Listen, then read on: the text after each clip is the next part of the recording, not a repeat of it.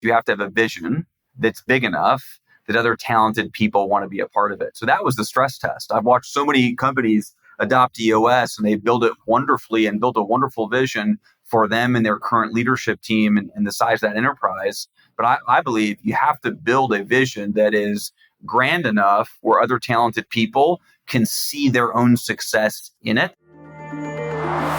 You're listening to RevOps Champions, a podcast created for B2B leaders to help you align your people, streamline your processes, trust your data, and leverage technology in order to grow your business. We're your hosts, Brendon Dennewill, CEO and co-founder of Dynamico, and Amy Weaver, Dynamico's marketing director. First of all, thanks again so much for agreeing. And I was kind of really happy that you were available at such short notice because I know you have a very busy schedule. It was a miracle of Labor Day, I think. So it's good. Yeah. Good. And you're home at the moment, or are you traveling somewhere? I'm in Minneapolis now, and then I'm going to leave. I'll be in Chicago for tomorrow through basically the end of Sunday. Cool. Nice. Luke, so one of the things I wanted to make sure I covered because, well, I guess for the listeners, I have been a client of Discover Strengths on and off for 5 or 6 years. The good news is that the on part has been for the last 2.5 years since I recovered from some health issues. And my strength training, of course, has been one of the things that I always credit for, being in better shape and being prepared for injuries that I wouldn't otherwise be. But, from a business perspective, one of the things, of course, that those of us who know Discover Strength and have been following Discover Strength for a while, the exciting part of that you've done here in the last couple of years is franchising. How did you decide to franchise? Yeah, so franchising aligns with kind of the way we think about business and all of the things that I was uniquely passionate about. Now, the real impetus was reading a book. That's the impetus for everything for me. I bought the book, How to Franchise Your Business or Franchising Your Business. And I'm like halfway into the book and I'm thinking, shoot, this is inevitable. We're going to franchise now.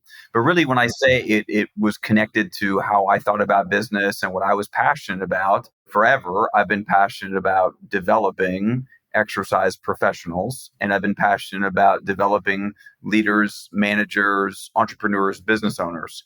And what I found myself doing is so much of that development outside of Discover Strength. Of course, we developed all of our exercise professionals, but I spent so much time speaking at exercise conferences, and I spent so much time, literally on a plane every week, talking about, teaching around business and leadership and management and strategy and these wonderful topics, but they were all to business owners, operators, leaders, and managers in every other conceivable industry. And I thought, well, why don't we do all that in our own system? And so if you're not interested in doing that, I don't think you can build a great franchise. And so for me, it was like, well, I'm already into that. Like, that's what I want to spend my life doing. And so I think it lends to franchising. And then the other key, Brendon, is we had good unit economics, and you should not think about franchising unless you have good unit economics.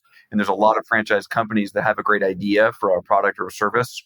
They haven't figured out the unit economics, but they say, hey, the idea is hot right now. We got to go and we can probably sell this. And they are able to sell it. But then the reality is they scale to a degree, and maybe this is the wrong terminology, but it's a house of cards. Like, right, no one's actually making money. You see the brand popping up everywhere, but none of those franchisees are making money. And of course, that's going to be a short-lived brand if no one's making money. So you have to figure out unit economics. We had many, many years of making unit economics work. And I have a wonderful financial leader, Jessica, who said, we are such a franchisable business in terms of our unit economics. Actually, that's funny because I just, in my last recording, I believe Ryan Tansom too. I had him on the podcast recently and unit economics came up there too, which I guess is not a surprise. So how long has it been now since you've been on the franchise trail? Yeah, our first franchise opened about 2.5 years ago. So we had 2 open 2.5 years ago. We actually built out the franchise. We probably wrapped up building out the franchise a full 3.5 years ago. But the timing was that when we wrapped all that up, the pandemic was just starting. And so we were delayed in awarding our first franchise probably by a good 6 months or 8 months. So it was this time 4 years ago, well, we're in 2024, 5 years ago, where we had a lot of consultants in town working with us and understanding our processes and creating FDDs and things like that. And that went on for months. We were really ready to go February 2020. And of course, the world shut down a month later. And so didn't change our conviction this was the right thing to do. And especially after a few weeks when we realized, hey, brick and mortar will be a thing going forward. So we had conviction that we can still do this. And actually, the pandemic created a lot of disruption in our industry where the really strong players, a lot of them didn't really survive. And so coming out of that, I think we were maybe even better positioned to start franchising and growing. Yeah. And I know at that time, you were also really quick to take, the business online, which of course at that point, like so many other businesses, seemed like, how would you do personal training online? But you figured it out. And I know we could probably do an entire episode on that. But for now, let's keep going down the more exciting future versus thinking about the past. So what would you say are the fundamental things that have changed in the last 2.5 years since you went from being, at that point, you were how many locations that were fully owned? When we franchised, we owned 6 locations. And so, that's where we were. And so we had, I guess, about 14 years of operating experience where we slowly grew to 6 locations. Yeah. And prior to the light bulb moment of, we have to franchise, there was going to be a huge shift in how you ran the business because up until that point, you were running a business where you thought you would just keep opening another location and another one and another one. But what has really changed from a business perspective since you embarked on the franchise model? Well, that's a wonderful question. And the first answer is, well, it's a new business, right? It is learning a new business. We've always been in the fitness business, brick and mortar fitness business, boutique studio business. Well, franchising is a totally new business. And so there was excitement in learning a completely new business. But we were told that multiple times. This is a completely new business, and it is a completely new business. And so the biggest thing that changed is, well, it's a new corporation for us, and we needed to understand, first of all, how do we make our current business franchisable? And then how do we start talking about and marketing this franchise opportunity? How do we sell the franchise opportunity? How are we selling it to the right franchisee? I mean, the key to success of any franchise system is, are you awarding the right franchisees? And a lot of times we refer to it as sell, but it's really award. And we wanted to be really selective on who we awarded a franchise to because we want to have wonderful franchisees. Wonderful franchisees create wonderful businesses with wonderful customer experiences that drive great unit economics. And so the big change was we had to learn that business. The second big change is now we have partners, right? Before, we have a lot of employees, and that's a relationship that I think is a sacred relationship. Value that relationship immensely, but these aren't your employees. You can't tell them what to do. They're your partners. Now, there's a brand standard that you are collectively trying to withhold, but they are operating their own business. It is their own capital. And of course, they expect a return on that capital. And so it's just a new relationship for us. So the two answers for me is we had to learn a new business, and then we had to be intentional about what kind of relationship do we want to have.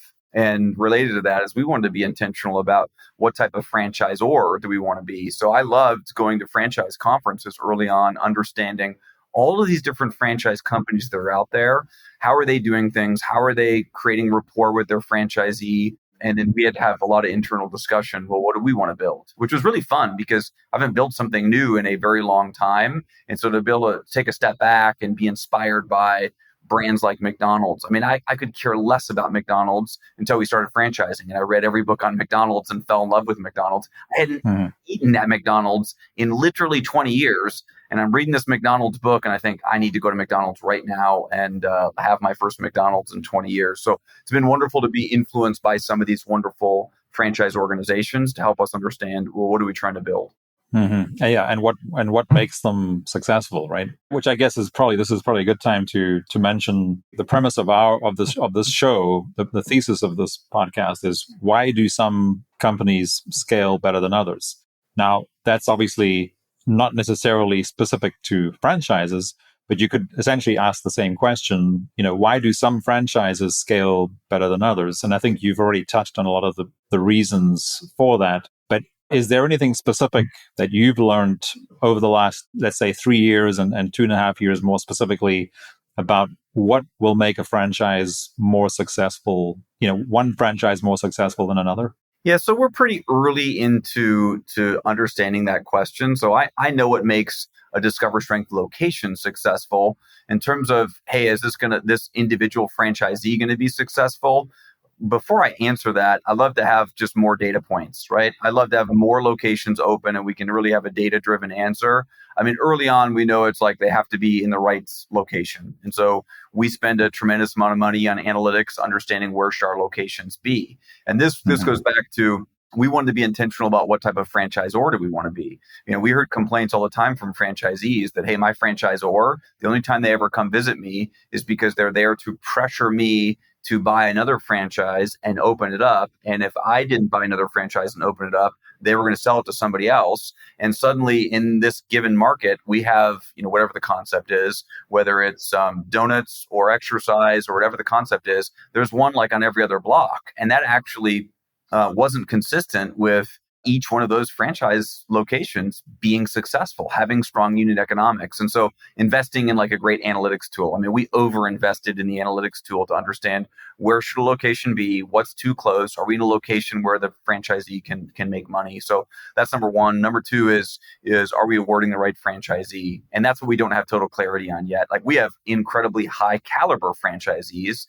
but 10 years from now, I'll be able to tell you, well, it's this exact profile that actually, runs a more successful franchise. Right now, we're thrilled with the caliber of our franchisees, but some of the things on their background and their resume, their skill set, beyond being aligned with our values and our purpose, some of those things are really impressive. They might not be the key to running a wonderful franchise location. So those are things we don't know yet.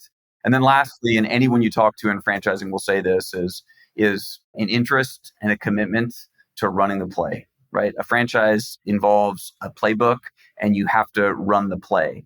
And so sometimes an owner can be almost too entrepreneurial or not understand where to channel or how to channel that entrepreneurial drive. And they're channeling it into trying to change systems and processes that are really core to the business. Let's be clear. You have to fidelity to those processes and to that playbook. I mean, you have to be maniacal about operations.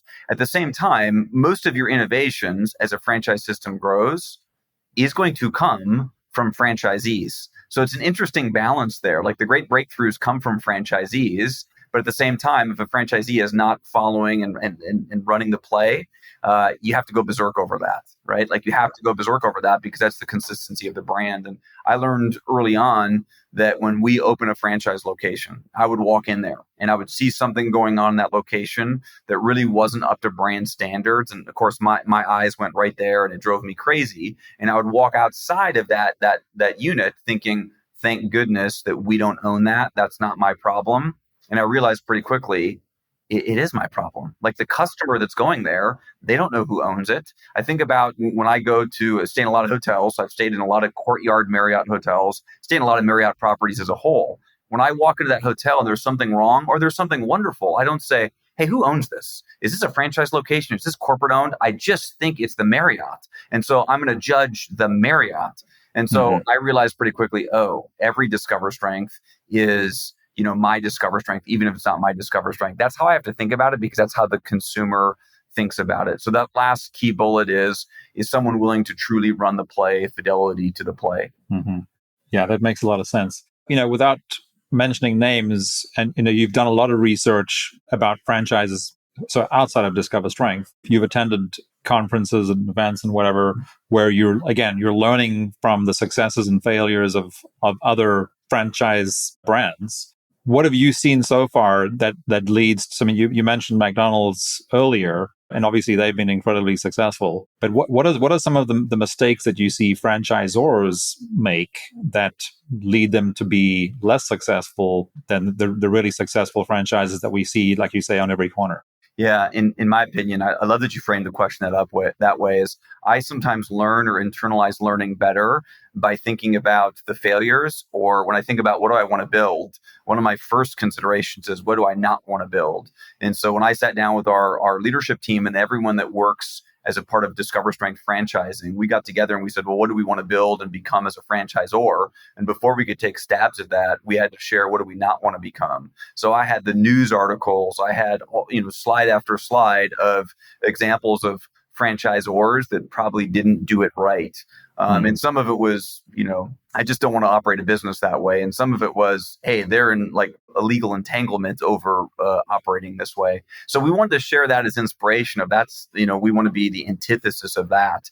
And so the things that we learned, number one, from McDonald's, and I read this over and over and over. And frankly, I thought it was so incredibly obvious that it just didn't seem like a great learning. But then you start to learn about the franchise world and it's not obvious. It's that your obsession has to be with the success of the franchisee. You have to be absolutely obsessed with their unit economics. And so we have this priority list of the things that we're focused on, our philosophy as a franchisor. And number one is unit economics for our franchisee. If we're not obsessed with our franchisee making money and in fact becoming millionaires, we are not doing our job.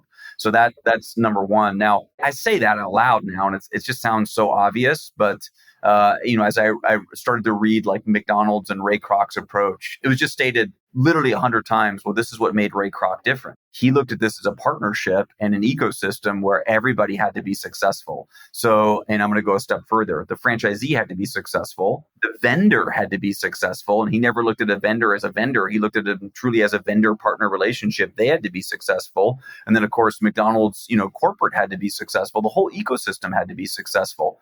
And to me, before reading that, I looked at a vendor partnership as transactional, right? We're going to buy equipment or this technology platform from this vendor. If we can get a different price, we're going to go, elsewhere. McDonald's was just so different in the early days. They, and McDonald's made a lot of vendors a lot of money. And those vendors understood, okay, I need to innovate on behalf of McDonald's. I mean, they had a vested interest in McDonald's growth. And so we have been largely influenced by that. So I think that's the second thing. The first thing is an obsession with unit economics. The second is, do you look at the whole ecosystem as everyone has to be successful and everyone has an equal part? Mm-hmm. And then you have to operationalize that, right? There's so many tactics and so many business decisions connected to that.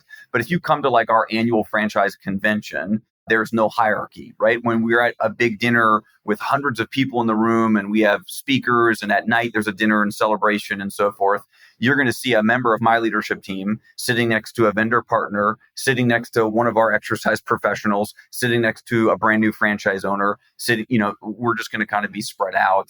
And that is one just tiny example of every part of the ecosystem we look at as equal place at the table, if you will. Oh yeah, I mean, the way that, I'm not sure if that was intentional or not, but the way that that analogy worked out really well. Like you literally have people sitting around the table, and they all play a critical part. I mean, we've seen that. We work with a number of franchises, and again, when they first come to us, whether HubSpot brought them to us or whether they came to us directly, one of the first challenges we saw early on was that they really struggled with what you just said. And in most cases, they were over-indexing on just selling franchises, which meant that they were actually forgetting about the final customer. And all, their websites, their marketing, communication, et cetera, was all, and I'm sure you've been through this, where you went to their branded website. The website was there to sell a franchise, not to actually bring customers into their franchises' businesses. And if you visited their home office, Brendon, what you'd realize is all of their excitement, all of their ambition is connected to selling more franchises, right? It's not how is the franchisee doing, and it's not how is the end user, what's that customer experience like? And that's a misplaced ambition, in my opinion. And so that connects to my other kind of big observation. And it sounds like a cliche, but there's just so many data points for it. It's long game thinking, right? The successful franchisors have this long game approach. And I think that's true of any entrepreneur. Like he who can play the longer game, I think is going to always win. And this is in building a brand. This is in how you cultivate customer relationship, franchise relationships, vendor relationships. But we have to think long-term or long game. And I think a lot of times we trade short-term revenue or we trade long-term revenue for short-term revenue. And we think more about, well, how do we optimize over the next year rather than what's going to put the brand in a great spot for 3 years and 10 years. So I think long game thinking is a commonality among the successful franchisors. I think about like Chick-fil-A, interesting model. Truett Cathy said, we're going to open 70 stores a year, where everyone else said, you could do 400 stores a year. And he said, no, we can't. We have the money to do it, but 70 stores a year is all we can do, where we're still hiring wonderful people and delivering the Chick-fil-A experience. And so he had an innate sense of how fast can we grow to be able to deliver that experience. And if your only mindset is growth at all costs and award more franchises at all costs, at some point the experience is going to be compromised. Yeah, that's really interesting. I'm glad you mentioned that, because where I was going, and I think it's still relevant, is one of the reasons I think that so many franchisors or franchise brands get so stuck on just selling franchises is often because they haven't done the unit economics properly. And they might be running into cash flow issues or whatever the case may be, because they weren't clear on what unit economics were upfront. And of course, maybe weren't as clear, with their initial franchisees, what success looked like. And just communication in general, I guess, is so critical, right? Especially with those first franchisees. And then you're obviously iterating and strengthening that over time, knowing what franchisees are looking for, because they don't have the knowledge that you have about the history of the business, right? Yeah, everything you said is spot on. But ultimately, and we see this a lot, is unit economics seems to have very little to do with customer experience. But when you think about those, they're actually really two sides of the same coin. You cannot achieve a great customer experience if you haven't figured out the unit economics. And it's unlikely you'll meet the unit economics if you're not providing a great customer experience. Yeah, I've always subscribed to this idea popularized by Ray Kroc, who's the creator of Net Promoter Score and Net Promoter System. And, before he called it Net Promoter Score, what he originally wanted to call it was Net Lives Enriched. And the terminology that he uses, and he's at Bain, people at Bain created it, and he calls it earned growth.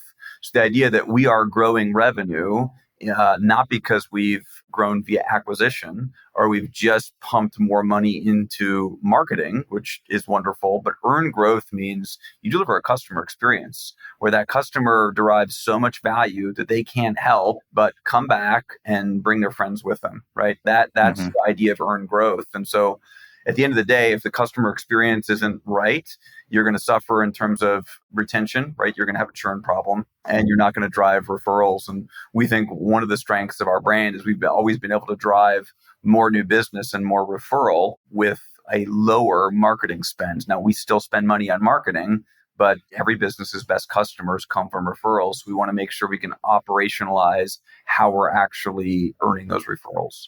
Yeah, we talk about that a lot. We use the bow tie funnel. Are you familiar with the bow tie funnel? No, talk me through that. Essentially, when you look at the classic sales and marketing funnel, which obviously still needs to happen in every business, you turn it on its side, and in the middle, where the bow tie would be, is where they become a customer. But then you have a whole nother funnel on the other side, which creates the bow tie, which essentially is, how do you treat a customer once they become a customer, so that you're always increasing and improving lifetime value of each customer. Wow, I love that. Yeah, and we actually had recently an expert in customer service from HubSpot, who was, one of the statistics she shared with us was that you get a 25x higher return on that investment than you do on, sales and marketing is incredibly expensive. And I know you know this, but again, for the folks listening, I think a lot of businesses, we still see that today. They just still fall into this gap of, let's focus on net new, not realizing that, like the saying goes, the best customers are the ones you already have, right? Yeah. Horst Schulze, who is a longtime president for the Ritz-Carlton Hotel Company, he would always say in a keynote, I heard him say it years ago, he said, there's only 4 components to running a successful business. And when he said that, I perked up because I thought, well, I think I've read like 300 business books in the last however many years. And each one of those business books, suggests 10 key ideas. How can there only be 4? And he said, 1, retain the customer. 2, earn more customers. 3, earn more revenue from existing customers. And 4, reduce your expenses. He said the key to those 4 is you can't screw up the order of importance. Number 1 is retain the customer. And I think so many leaders lose sight of that. Yeah, yeah. Which, of course, is a message for any business, right? It's whether you're a franchise business or not. So going back to, and I know you shared earlier, and I love the way that you answered the fact that you don't yet have enough data to fully answer the question because you only have 2.5 years worth of data. And I know your data model is obviously is growing exponentially because the rate at which you're opening, franchises, of course, is increasing in a non-linear fashion. But how have your systems changed? Going from essentially a single business owning and running all its own locations to now essentially having this multifaceted, what we call B2B to C model, where you have this critical key relationship with your franchisee partners, as well as, of course, your own employees and driving customer value across the entire brand? Yeah, so my two answers to that question are, number one, we need more systems for relationships or transactions that we just didn't have before. So how are we interacting with a vendor and a partner? We didn't have that before. How are we interacting with a franchise owner? But then are we building the systems and processes for not just the franchise owner, but for their general manager and for their frontline staff, which for us, our frontline staff is an educated exercise physiologist. And so we had to build the systems and processes for all of those different levels to be successful. And then, like I said, we need to build the systems and processes so we can be a great franchisor. So that was a lot of new territory for us. We knew how to deliver the core customer experience, and that was always in a process. And that process, we always iterate, but it's, we felt we had a really good handle on that for years. I mean, I read Michael Gerber a year before we opened the first Discover Strength. And I thought, he always said, build the business like you're going to franchise it. You don't have to franchise it, but that's how tight your system should be. I thought, okay, that's what we need to do. And so I was very influenced by that early on. Mm-hmm. The second part of this answer is we realize, and again, this sounds like a cliche, but when you're living it, it's not a cliche. It is like our obsession is the systems, the processes have to be simple. Like if they're not simple, the whole system is just not going to follow them. And so a lot of times we love to solve a problem, like at the leadership team level, the solve is so incredibly complicated and we can run with it because the 5 of us sat in a room and figured it out and we could execute on it. But when it actually trickles down through the entire system, is everyone in the system going to be able to operate on it, right?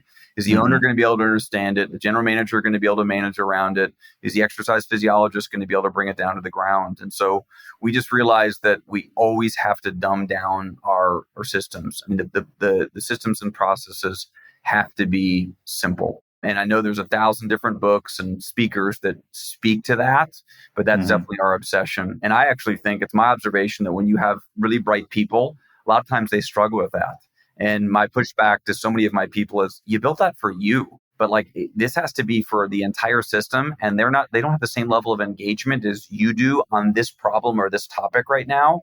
They have to be able to access it in a learning management system or in a core process on in a Google Drive quickly and efficiently and build it in their business. Our education team that onboards our franchises, they need to be able to teach this to people that have no experience with it. So in a nutshell, simplicity is key. Yes, absolutely. We hear that all the time. And of course, I totally agree. And when we think about simplicity, we think it has to be as simple as possible without watering down the key elements that make the brand what the brand is. And I've seen a lot of brands try to simplify and they lose the actual essence of the brand. And so we want to make things as simple as possible, but not any simpler. Like we can't go any simpler because then we lose the very essence of the brand. Good point. And then I guess, so the other thing, of course, coming back to the central thesis for what we talk about on RevOps Champions, again, why some businesses scale better than others. One of the reasons I'm sure you made that decision to franchise was because of the scalability of the business and the brand. With scale, of course, as we talk about very frequently on the show, scale also brings challenges, right? So what would you say have been some of the biggest challenges related to scaling a lot faster than you were before?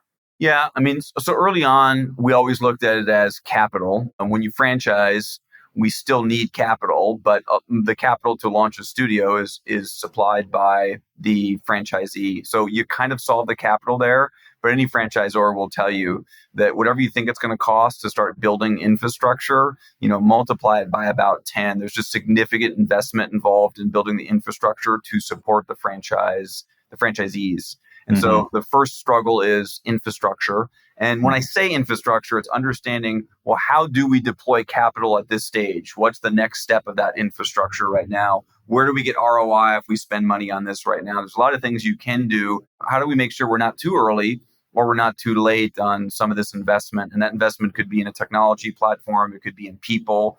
It could be in process. And so making sure that you understand, like, what's your roadmap of what's most important right now to support the system. And is that balanced with revenue growth, right? You can build out a lot of infrastructure and spend a lot of money, but if it's not paired with revenue growth, that clearly doesn't work. So I think that's one of the big struggles. The second big issue is, how do you actually take whether you call it the culture or the core ideology or the DNA, the ethos of an organization, and how do you start to spread that across the entire system? And so what I've been acutely aware of and frankly afraid of is I don't want to become, this is my analogy, a church without a religion, right? There's religion and there's church.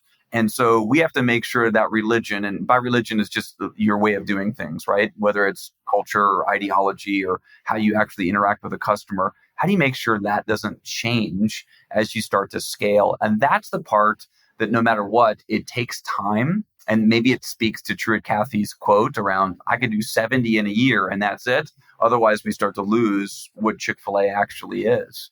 And so that's been a struggle as well, where when it's locations that we own and there's a limited number of locations and you're not scaling fast, at any given time of your staff, there's a high percentage of them that have been around for a long time and you've spent time with them and that DNA is they've connected with it. Well, as you grow, I look at our total headcount across the entire system, and now there's a massive percentage of that headcount that's brand new in the last 2 years. And I think, well, you guys don't know how we do things around here. So we have to be really intentional about how do we share that. And it can't be one PowerPoint for 1 hour where it's all downloaded and someone gets it.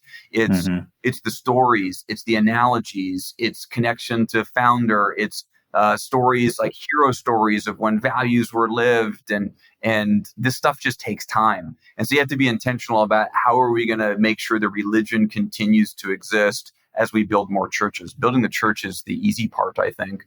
But if you're going to build a great brand, the religion, and excuse my mediocre analogy, the religion is more important than the church is. And you have to be more intentional, I think, about what that religion looks like when you scale. And you have to balance that with this long game approach, right? I had heard, a million years ago, it's all about first to market. And we've all heard that.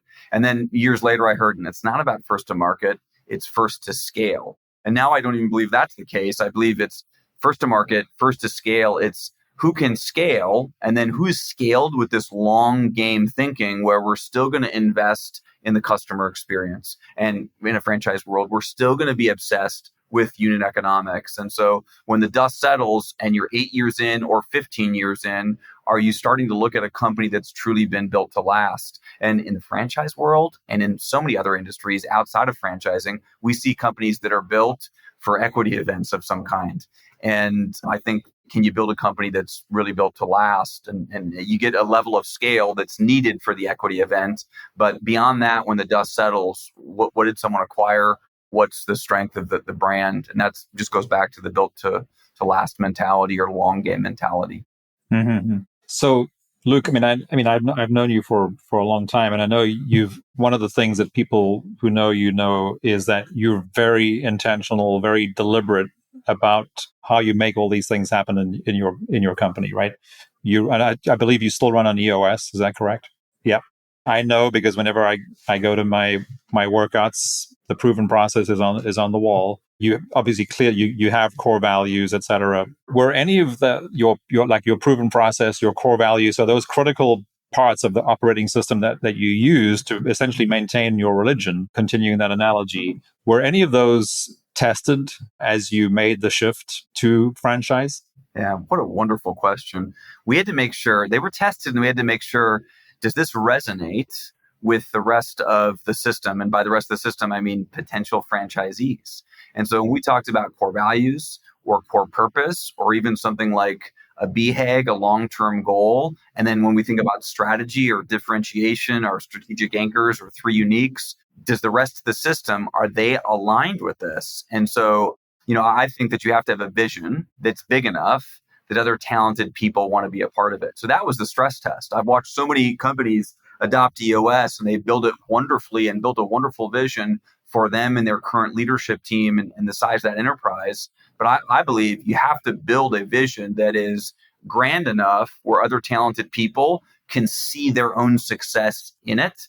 And to answer your question specifically, it's worked really well with franchising, right? People that have a really grand vision and have a vision of success for themselves, they can see that success inside of the entire kind of Discover Strength vision. But we had wonderful conversations around, is this still relevant? Are our core values relevant as we move to franchising? Is this purpose relevant as we move to franchising? And of course, we found out that, yeah, it's relevant. Now, the franchisee will still have to pick things like, what's our 1-year goal? What's our 1-year plan? And what's our 3-year picture look like? But for the most part, we say the vision component applies to the entire brand, the entire system. So what I'm hearing you say is that you didn't really have to make any changes to your existing vision, which of course is just further proof that you were still on the right track, right? Yep, correct. Good stuff. So you already talked a little bit about, obviously you've throughout the Discover Strength brand, you've added a lot of people in the last 2 years, but it sounds like you're coping really well with the potential challenges that can bring, again, because that's one of the common challenges that come around scaling faster is you're adding people, which means you need a lot more training. You need much simpler training. But to your point, you also need to make sure you maintain all the key elements and essence of what it is that everybody needs to know. And of course, that involves the technical training, the technical onboarding, but also the cultural onboarding. How do we, and related to that, how do we make sure that as we scale in terms of headcount across the system, how do we make sure that employment experience is intentional? I don't want to talk, and pound my chest about how great our employment experience is for years and years and years. And then I think, oh, you know what? We've really grown in terms of size. And I don't know what the employment experience is like, across the country at a lot of these locations. And I like to think that it's positive, but do we have systems and processes? And is there a way to inspect what that experience is like? It's just fundamentally important.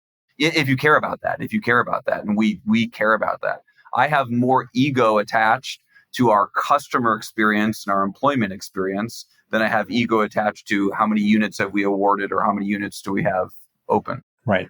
So, and one of the other areas that of course continuously has to be iterated is when you're scaling faster than the average business is of course process, right? So your processes are always iterating because they have to evolve as your business grows. And you started to talk about a little bit about, and I really like this approach. In fact, I love this approach where your processes, what I was hearing you say is they have to be run manually first, so we know that what the process is, and then we'll figure out if and when it makes sense to bring that into a system that, some form of technology.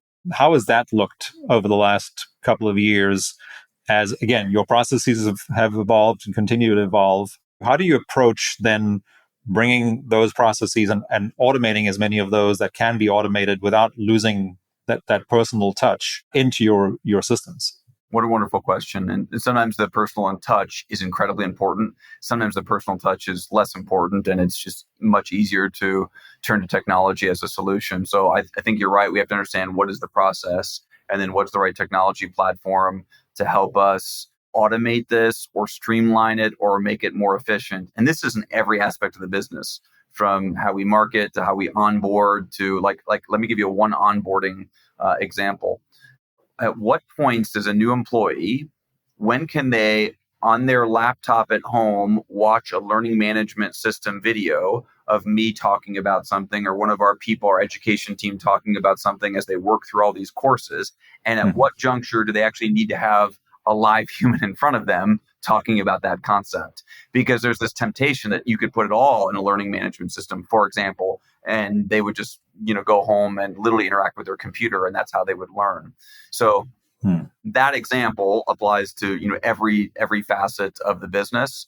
Then I think, for us, what we've tried to do is we've tried to always rifle shot, and that's a Jim Collins term. It just means you got to test something in a smaller sample set before you roll it out. And so we've tried to do that with any technology shift is, well, let's not have the whole system jump onto this. Let's just have our corporate locations experiment with it first. And instead of all of our corporate locations, let's pick a couple locations, roll it out to that customer base or that staff base. Let's get 6 months with a little bit of a rifle shot. And then we can decide, is this something we want to, fire the cannonball and launch across the entire system? And that's always been important. That's always been our approach. It's more important right now when we turn to a franchisee and we say, hey, here's the new technology platform that's going to be a part of your tech stack, and you got to pay for it. But here's the use case for it. It's like we tested it 6 months. Here's the kind of data we saw. We think we have a big enough sample size to say there's going to be great ROI in introducing this. I think the mistakes that we've made is, we've had times where we've tried to roll out a technology or a system across the entire company, and we find out it didn't work. And now we have to, everybody has to kind of panic and shift back to something else. Or we've invested in a technology platform or solution and signed on for a period of time, right? For a few years at a, really, really good rate, not understanding that, maybe that platform is trying to get their hooks in us. And once that initial 2-year, 3-year deal is up, they understand that switching costs are high and we're not going to switch off of their platform. And suddenly the price skyrockets. And so we've had a lot of naivety in understanding how to manage some of those relationships and make sure that if we need to pivot away from a platform, we could, or what kind of longer term commitment are we getting into with a given vendor partner? And that's just naivety on my part or my team's part. Well, yeah, I mean, we have to learn some things the hard way, right? That's just life, especially if we're trying to break through new frontiers and lead something in some way. We have to take some of the shots, I guess. Wow. So you covered a lot of good stuff there. I heard a lot of sort of 80-20 type stuff there, which of course is great. So when you're looking at doing something, or like the training example that you gave, I guess it's probably an 80-20. So where maybe 80% of the training can happen through an LMA, but there has to be 20% roughly that still has to be done in person. And each business or leadership team has to figure out what is that 20% that needs to be done in person, and what is the 80% that can be done in a more asynchronous way using technology. But then on the technology implementation sort of stuff that you were talking about, I like that sort of the rifle shot analogy. What we typically do with bigger organizations where there's, whether it's 250 or 500 or 1,000 people, again, they've all learned and we've learned with them, again, the hard way, that you never do a full rollout or implementation unless there's a really, really good reason to do it, which means that they've already learned a lot of other things by making lots of other mistakes. But what we'll typically do in that situation is a pilot, right? So if it's in the case of a franchise business, we'll do a pilot with just one location or one franchisee, test it, make sure, then move on to the next one. And then when everyone feels good, then roll it out to the entire organization. Or if it's a single brand or a single business, not non-franchise, we'll do the same thing. If they have a sales team of 50 or 100 people, we'll ask for, 5 volunteers, do a pilot, roll it out, do the training, and then the rest of the rollout then is so much more successful because there's already trust in what is being done. And then everybody else gets excited about the success that first pilot group is having, right? Yeah, I couldn't agree more. I love that approach. Yeah. What else is there? Well, actually, we probably had a good point here to start wrapping up. So I'm going to ask you 2 questions, Luke. I know, and everybody who knows you, you're an avid reader. What are 1 or 2 books right now that, may or may not be related to what we've been talking about that you would recommend our listeners check out? Wow. Okay. Yeah. This is one of my favorite questions. Brendon, I look at a book recommendation from a respected friend or colleague, like it's cherished. So when someone says, here's a book that you need to read. And I respect that person, I have a relationship with that person. That is really powerful to me. So I'm in the middle of another Chick-fil-A book right now. It's a wonderful book. I'm not going to recommend that specific book. Let me go back a couple of years and say that an underrated book that is massively influential for me is Beyond Entrepreneurship 2.0. And that's written by Jim Collins. And that book is strange. He wrote the book in like the 1980s when he's at Stanford. And he basically talks about how do you take an entrepreneurial firm and really scale it and grow it.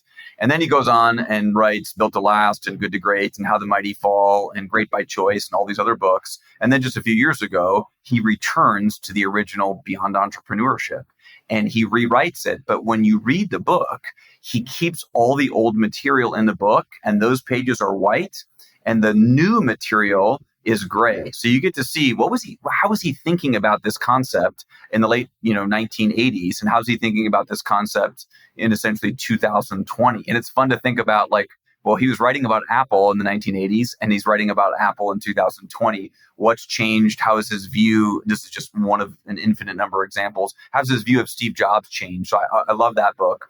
And the other book I love, and I think these kind of go together, Danny Meyer is the kind of famous restaurateur in New York City. And Union Square Hospitality Group is the company, and they have all different restaurants at all different price points. And he's the founder of Shake Shack. Shake Shack has since IPO'd, but I think they are the best customer service company in the world. And he's a wonderful entrepreneur. So he wrote a book called Setting the Table, and I love the book.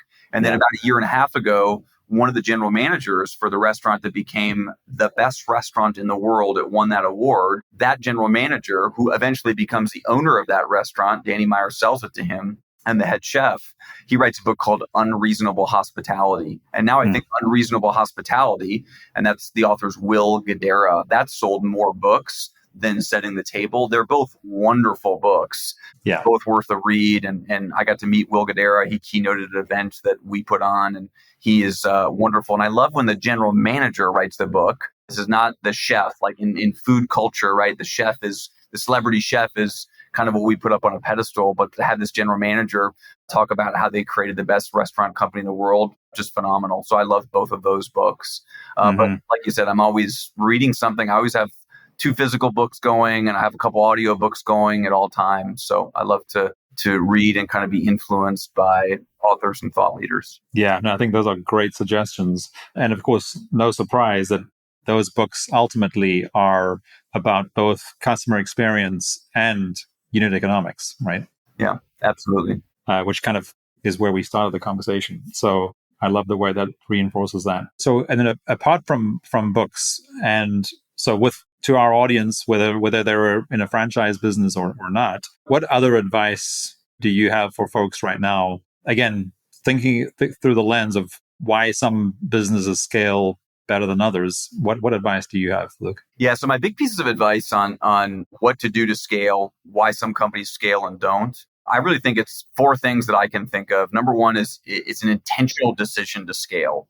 I just don't think that you scale out of luck or happenstance. I think there has to be an intentional vision that, hey, this is where we want to go. This is what we want to build. And I actually think there's nothing wrong with not wanting to scale. You can be intentional about that as well. So it's intentional decision and creating this vision of where you want to go. That's number one. Number two, I think the reason companies struggle to scale in all industries is the founder or the entrepreneur can't really face down or stare down the biggest problem or constraints that the business is facing, right? So a specific skill set gets the entrepreneur and gets that business to a certain level, but then you bump up against a wall of this constraint. And instead of solving that constraint, which usually involves learning and then applying and breaking through that constraint, they continue to solve problems at a lower level where they have a level of comfortability with. And that's why the business doesn't scale. And in those cases, you often see that entrepreneur getting into other businesses so they can utilize that same skill set to grow it to a certain level. But they generally will always reach that same constraint, or that constraint within the entrepreneur will become the reason the company doesn't actually scale. So that's number two. Number three is they just don't focus on attracting talented people. I think talented people, the right person, the right seat, however you want to articulate it, is key for scaling. You and I have both been influenced by Dan Sullivan, and he talks about who, not how. You don't have to figure out how to solve all the problems. You have to find the right who that can solve the problem. So just an obsession around finding the right who. And that can be an employee that you hire. It could be a collaboration. It could be a vendor partner. But having the right who's and being on the lookout for the right who's that you want to work synergistically with. And then number 4 is the kind of the obvious one. It's a cliche, but it's just a lack of process. The processes just have not been stress tested, or when they are stress tested, they just don't hold up. Wow. That's a lot of good stuff. Luke, thanks again so much. There might be a reason to get you back on the show at some point. Thanks so much for joining us this time, and I look forward to catching up again soon. Well, it's my pleasure, Brendon. Thank you so much. Did you enjoy this episode?